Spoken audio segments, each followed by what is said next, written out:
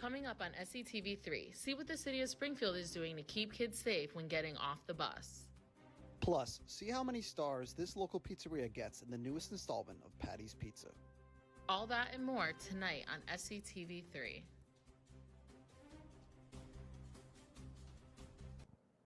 Good evening and welcome to this edition of SCTV3 Weekly News. I'm Patrick Fergus. And I'm Lanaya Delgado. Thank you for joining us. We start tonight's show here in Springfield. The Springfield Police Department recently launched an initiative to help keep children safe as they get off the school bus. This initiative extends to the members of the Springfield College campus community as well.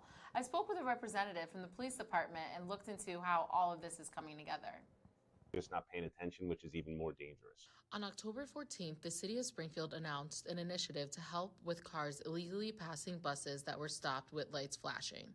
Cars passing without stopping for pedestrians within the sidewalk is not only illegal, but poses a serious threat to the community and to the campus. I spoke to Joe Shimbrowski, who is the chief of police here at Springfield College, as well as Ryan Walsh, who's the spokesperson for the Springfield Police Department, to see what they both think that we could do at Springfield College to make the streets of Springfield a better place. Not only for the students on campus, but also the students who go to the schools in our community that's around the Springfield College campus. Signage for pedestrian crosswalks. We also have a lot of visibility posts for officers. So we typically, you'll see officers at high traffic areas during class changes. You'll see us parked at Abbey Circle, or see us parked along Laughlin Hall, that crosswalk there, or farther down by the Wellness Center. And the goal for the signage and for our officers doing visibility posts is to slow traffic down to make sure that our students can cross the street safely while they're out on campus. The Springfield Police Department received multiple complaints from the community about concerns of drivers not stopping for the buses or pedestrians. You in the city has been putting some stop signs, they've been doing some speed bumps, and also installing some rotaries that you see right down the street from your college right there. That slows people down. That's important. And when I drive through Alden Street when on my ride home every day, kids are getting out of class. For them as pedestrians, stay in the crosswalk, make sure you make eye contact with the driver before you cross. Too many times you see kids just kind of crossing in the middle of the road, or they cross in a crosswalk before even making that eye contact with the driver, assuming that they're going to stop. That can put pedestrians in danger. In the past 2 years, nearly half of our fatal crashes in the city have involved the pedestrian. Walsh wanted to make one message very clear to all drivers on campus as well in the community. One lapse in judgment of being on your phone, speeding, not paying attention can affect the rest of your life. Far too often we see pedestrians seriously injured or killed that are in the street crossing just because someone's not paying attention. We have pedestrians as well that may not look, and then they get in a crash with a vehicle and suffer serious injuries. So everything can wait because you're not invincible, and one moment can change the rest of your life. So please pay attention behind the wheel and put your phones down. To be the change that we want to see in our community, it starts with us here on campus. Make sure you always look both ways before you're crossing the street. And if you're driving, make sure you're stopping for every pedestrian, as well as looking for those school buses with the big flashing lights. Together, we can make the streets of Springfield a better place. With SCTV3, I'm Lanaya Delgado. If you have any questions, please call Springfield College Public Safety. The number for the non-emergency line is 413-748-3516 or dial 911 for immediate emergencies. During Common Hour on Monday, the Pride Cares graduation took place in the Dodge Room, located on the top floor of the campus union. The Pride Cares initiative is a group of students who engage people about the importance of supporting people struggling with their mental health. Pride Cares members completed a 7-hour training program centered around non-judgmental language and empathetic listening. The students graduated and earned a green tag symbolizing they're an advocate. The graduation included a guest speaker, head coach of the Springfield women's basketball team, Naomi Graves. She gave an inspiring speech to students and faculty in attendance about the importance of groups like Pride Cares. Madison Lopez, a player under Graves, earned her tag and spoke about what she's learned from the initiative.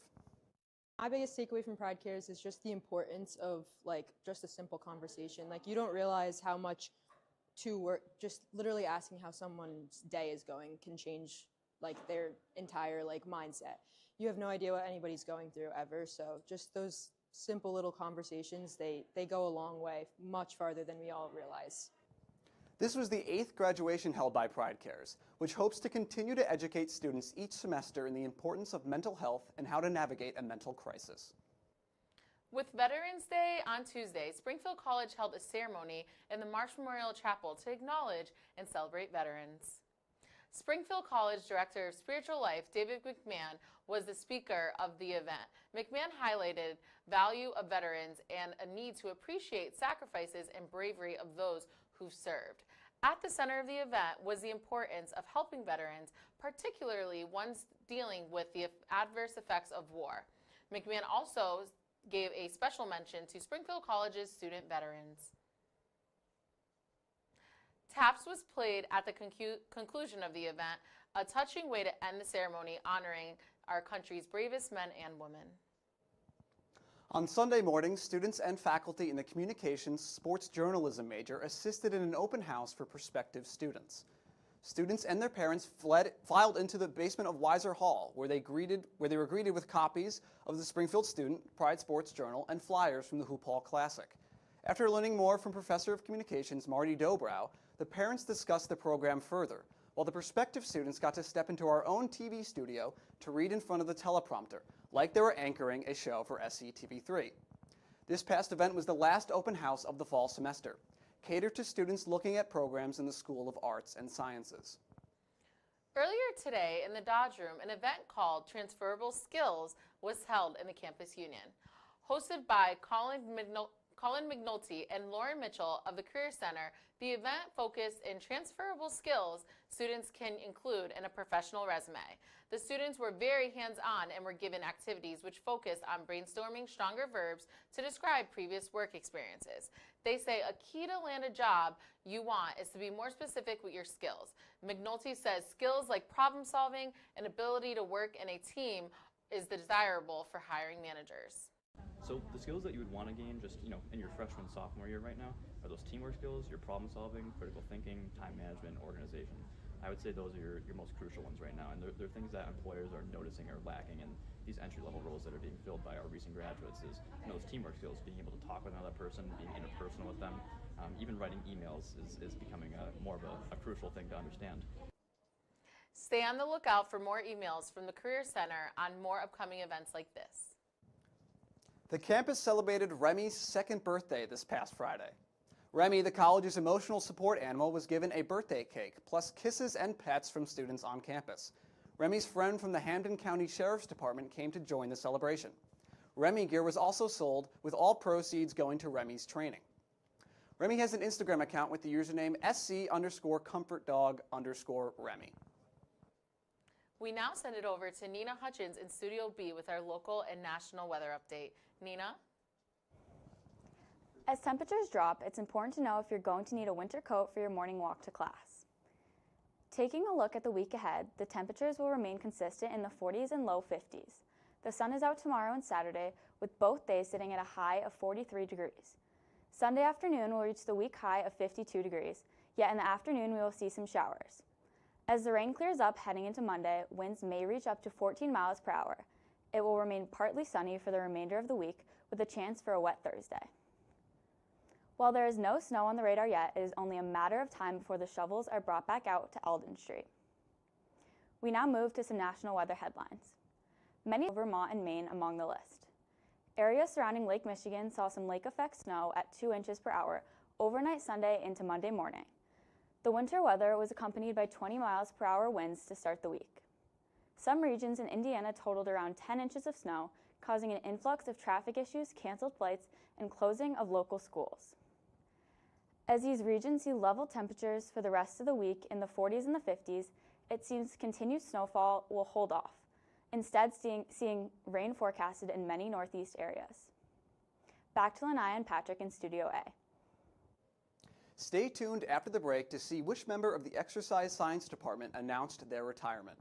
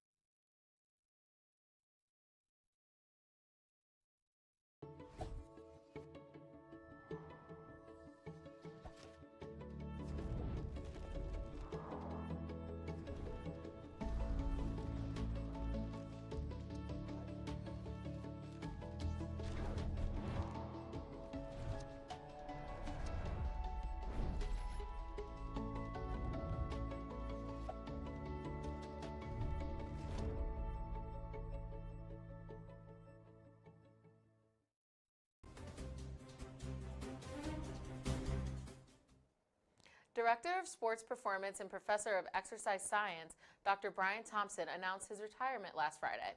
SCTV3's Kyle Valentine sat down with Thompson to talk about his 27-year career at Springfield College. Really, the field didn't really exist, or was just beginning when I was in high school and college. In high school, I had a really good strength coach, and then when I got to college, I played football and wrestled in college, and the strength coach there was very good. And originally, I started in athletic training. My goal while I was in college, I wanted to be a high school math teacher and wrestling and football coach. And I kind of got into athletic training, and then really just happened into strength and conditioning. I was a power lifter. I was, at the time you had to be like, if you're like a big, strong, ugly guy, you could be a strength coach. So like I had the resume. Ended up University of Illinois, where I did my master's and doctorate and worked as a strength coach and an athletic trainer there. And then really what brought me to Springfield College, my girlfriend at the time, who now we've been married for 27 years, got a job out at Springfield. So I came out and they had an opportunity to come in, and I didn't come in really working in strength and conditioning at first. I worked as director of research for the U.S. Sports and Fitness Center for the Disabled. So I did that for a while, then I got into athletic training, and after my third year here, they created a spot in strength and conditioning, and that's kind of where I've been ever since. Fell in love with the college, and I did my undergrad at Ball State University, around 20,000 students, then University of Illinois, about 40,000 students, and I really like I guess the way you got to know everybody here. You walk around, everybody knows each other, you know each other's name. I mean, I could walk around in Illinois, for a week and maybe run into a couple people I know. So that, just the community here, the fact that you come in on weekends and faculty's here, and everybody supports each other. You see athletes at each other's games and competitions, and I think it's just a special place. Really the highlight here is just watching how students develop over the time here, and really cool seeing students that have their dream jobs, and I see them work through, and then all of a sudden they're in that dream job, that type of thing. As a professor, seeing that kind of thing, seeing people reach their goals, and now those students are I see them go on, be successful careers, start families, things like that, and just then go back and make a contribution to the college and help others, and it's really cool. I have former students calling me all the time, say, I have a job opening, I want a Springfield person. And yes, if you look out all over the country in strength and conditioning, you see several Springfield people all at the same place. And it'll be multi-generational, so it's really cool when just that continued development. So that's been the best part of my career. And when the announcement came out on social media that I was retiring, my phone just started going crazy, and anybody reaching out to me. It's really fun to kind of see the community we've built and just the support Springfield students have for each other through the years. The 2021 NSCA College Strength and Conditioning Coach of the Year will retire at the end of the spring 2026 semester. 4 months after the July 4th flooding catastrophe in Texas, 7 of the families who lost children in the floodwaters are accusing Camp Mystic of negligence. They filed the first lawsuit since the disaster. Part of the camp sits along a river that flooded after heavy rain. SCTV3's Dante Iafredi has more. The terrifying flash flood deaths of 25 girls and 2 camp counselors were due to the negligence of camp owners and were entirely preventable, according to 2 new lawsuits. This wasn't an act of God. This was an act of pure complacency. Back in August, Blake Bonner told Texas lawmakers that his daughter, Lila, paid the price for following an emergency plan at Camp Mystic that was destined to fail. The girls were among 135 people who died in flash flooding across Texas that morning. When I think about the trauma and fear that our girls endured, it makes me physically ill. An emergency plan to have campers stay in their cabins unless told otherwise was to conceal the dangers that defendants knew about. It also alleges the camp chose to not spend money on basic safety measures. And after the first flash flood warnings were issued, the suit says rather than turning to the cabins, they convened the grounds crew and started securing equipment. Matthew and Welly Childress' daughter, Chloe, was one of the two counselors who died. And those two girls would have taken the 13 tiny children in their care up the hill and into safety. But because the rule was to stay in place, they stayed in place, and it cost all of those children and Chloe and Catherine their lives. In response to the lawsuits, legal counsel for Camp Mystic said, "We intend to demonstrate and prove that this sudden surge of floodwaters far exceeded any previous flood in the area by several magnitudes." Reporting for SCTV3, I'm Dante Iafredi. Camp Mystic says it plans to open again next summer on a part of the property that did not flood in July. The longest government shutdown in the United States history will come to a close this morning following a deal made by Congress. SCTV3's Emma Bynes has more. The United States government has reached a deal to end the government shutdown and is currently in the process of passing a bill through the legislative and executive branches of government. 8 Democratic senators aligned with Republicans this week in order to reach a deal to reopen the government. The measure passed the House of Representatives yesterday afternoon and reached the desk of President Trump, who has since signed the bill. The shutdown had costly impacts on air travel and SNAP benefits for Americans. Here's Transportation Secretary Sean Duffy on the consequences if a deal was not reached. Thursday and Friday, I think you would have seen mass, double, triple the number of cancellations and delays in the airspace. The deal guarantees Democrats a vote on health care subsidies before funding lapses and prices skyrocket in the new year, but not an automatic extension of the funding like Democrats had originally requested. The deal also reverses recent layoffs of federal workers due to the shutdown. With the 43-day shutdown ending, the longest in American history, a flurry of action has happened in Congress, such as Congresswoman Adelita Grijalva being sworn in over 2 months after she was elected. This delay is not procedural, it's intentional. Earlier this year, Speaker Johnson swore in 2 Republicans from Florida with less than 24 hours after their elections during a pro forma session. There is no reason, other than politics, that Arizona should be treated differently. With a deal reached, expect air traffic to return to normal and lots of action throughout Congress. Reporting for SCTV3, I'm Emma Bynes. SNAP benefits should be resumed within the next 24 hours. All federal workers were ordered to return to work this morning. After 7 weeks of waiting, Congressman Adelita Grijalva was officially sworn into the House of Representatives after winning special election for Arizona's 7th Congressional District. This comes after many members of Congress have criticized Speaker of the House Mike Johnson for not swearing her in. SCTV3's Callan Wakander has more. It has been 43 days since the government shutdown officially started on October 1st. Before that, on September 17th, Representative Adelita Grijalva was elected as a United States Representative for Arizona's 7th Congressional District and had a rocky start to her political career in Washington. We're going to push forward bipartisan legislation to ensure it, because we cannot allow this to happen to anybody again. For one individual to be able to silence 800,000 people, it's unconscionable. Es grosero. It's just not okay. Grijalva was officially sworn in 7 weeks after she was initially elected to the House. She was sworn into the House of Representatives by Speaker of the House Mike Johnson, who administered the oath of office. The two posed for a picture before Johnson gave a brief speech to the press about Grijalva and the timeline to getting her sworn in. Just told her on the way in that she fills her father's shoes, or she's going to try. No one can. No one can. He was a giant around here, served a long time, served his state very well. I served under him in the Natural Resources Committee. Grijalva believes that Johnson delayed her swearing due to her being the last person needed to sign off on the Epstein files that would lead to them getting released to the public. But Speaker Johnson told the press that, quote, "We follow the president," end quote.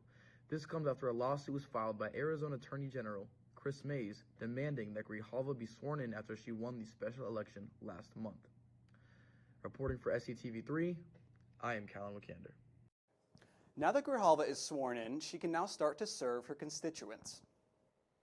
After the break, SCTV3's Callan Wakander has you covered with this week's edition of SCTV3's Sports Extra. There is a road laid out for me. First night here, but Amy seems cool. Leading down to the river. I am blind, but I need not see. What do you think? I know this road is there for me. If I'm really free, take me down to the river and walk. I don't think that many kids in my son's school even do it. He makes fun of his friend who vapes. He would never try it. She's into soccer. She's on the honor roll. She's just not the type. No way. No way. No way. No way, my kid would never vape. Get your head out of the cloud. Today, nearly 8,000 kids will start vaping. Maybe even yours. Learn about the dangers at talkaboutvaping.org.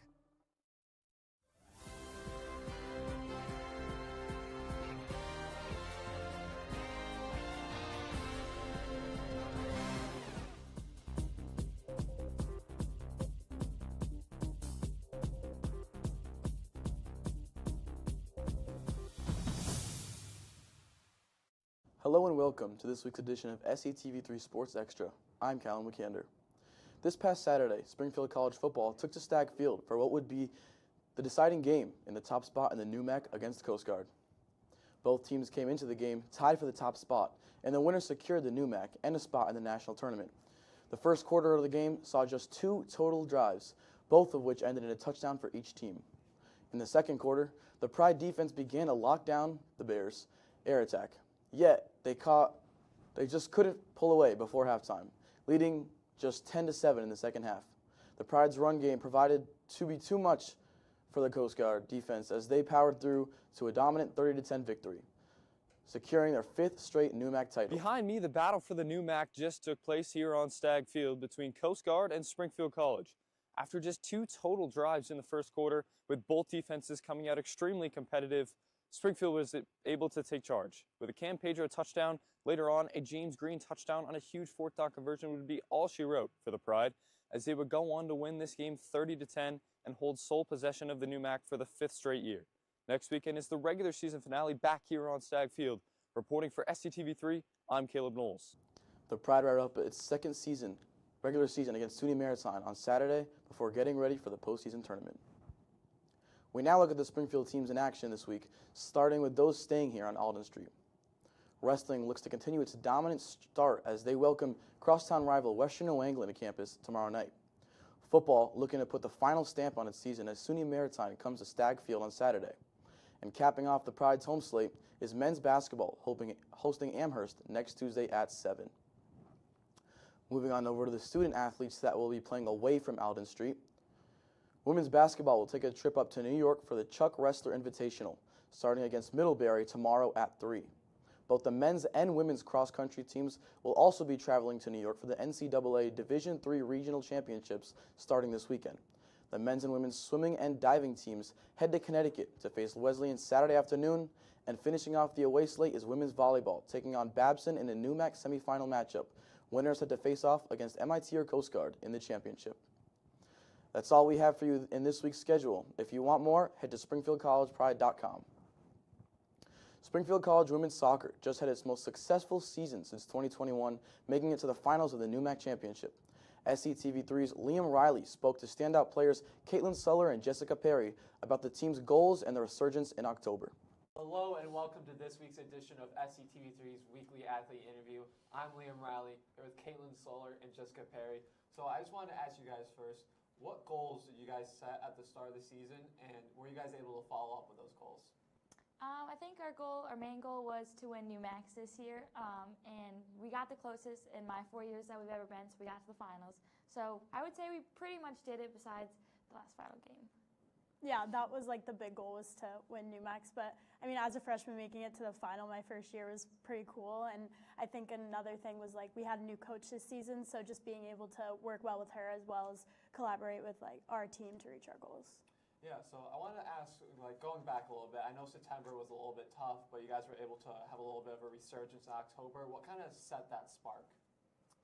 I honestly think that we always had it in us. I think it was our formation change. We changed formation, so we started to play a 3-5-2 instead of a 4-4-3.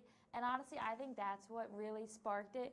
And then we just we always had the talent. It was just trying to use the talent in like a different way. And I think honestly that really is what shifted it. Yeah, I think senior night, like that was the start of our kind of winning streak going toward postseason. And I feel like we used that energy and our new formation and just carried it with us. I think using that game and winning by the amount that we did was definitely a step in the right direction. So that formation change, like how did that just kind of, how did that work? I think it was more like personnel, like just the way that our team dynamic was and like the talent that we had. I think we had a lot of speed. So I think allowing more people from the wing and having two forwards up top to feed the ball to was very helpful in order to create scoring opportunities. Yeah. So Jess, I want to ask you, great first year. How are you looking to build off of that? I think definitely coming in as a freshman was obviously intimidating, and being able to make a good contribution was awesome. I think we're obviously losing very good seniors, so it's going to be definitely hard to fill their shoes, but I think the postseason run that we had is just going to build momentum for the start of next season. Yeah, and then Kaylin, potential last year, just what has the women's soccer program meant to you? Honestly, it's been everything. My 4 years here, I don't think would have been the same if I didn't be on this team. Being able to play with such great players from all over, meeting so many different people, honestly, it's probably just been the best part of my 4 years here. That's great. And then is there any advice you would give to Jess for the rest of her collegiate career? That's such a tough one. I mean, this is so cliche, but enjoy it. It does go by fast. And don't put too much pressure on yourself. I think that was one thing I struggled with a lot freshman year. Only control what you can control. So like you can control your attitude and your work ethic. So if you can just focus on those two, then you'll be good. That's great advice. That's going to be everything for us. Back to you, Cal, in the studio. That will do it for this week's edition of SCTV3 Sports Extra. Stay tuned after the break to see the newest installment of Patty's Pizza. Can't believe you're doing this alone. I've done it before. I remember. You threw your back out. How you holding up? Hand me that board. Nothing wrong with getting help. I'm good. I did it when Felicia left. I'll figure it out. I know you will, but you don't have to do it alone. That's all I'm saying. If I promise to look into it, will you drop it and help me build this fence? Now you need my help. It can be a real pain sometimes, you know that? Mm-hmm. If you or a veteran you know needs support, don't wait. Reach out. Find resources at va.gov/reach. When I was growing up, my mom was extremely tidy. We were trained to put things back where we got them from. One day, when I walked into my mom's house, I felt like I walked to someone else's house. There was stuff everywhere. And just growing up the way I grew up, and to see this transition was very alarming. When Sean talked to me, it was a wake-up call, and that's when I went to the doctor.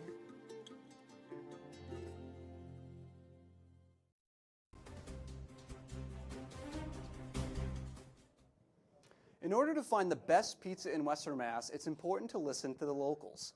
Capri Pizza in Holyoke has been highly requested, and so I took a trip over to see if the pizza lived up to the hype.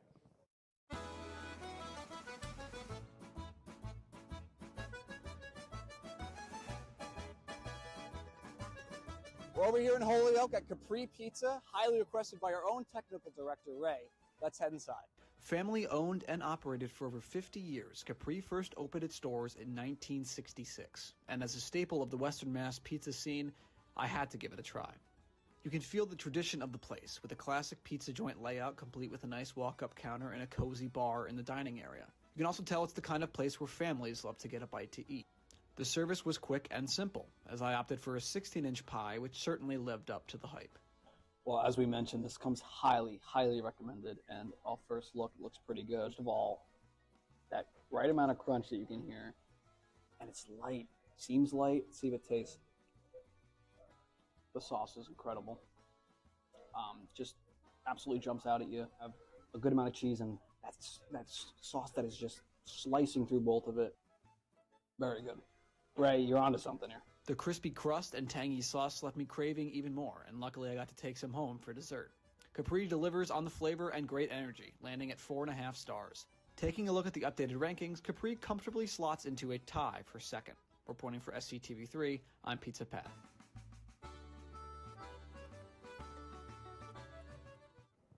That will do it for this edition of SCTV3 Weekly News. Thank you for tuning in. Make sure to follow SCTV3 on all social media platforms, as well as SCTV3's YouTube, where you can view all of our old shows. Thank you again for tuning in, and we hope to catch you next week, same time. Same place.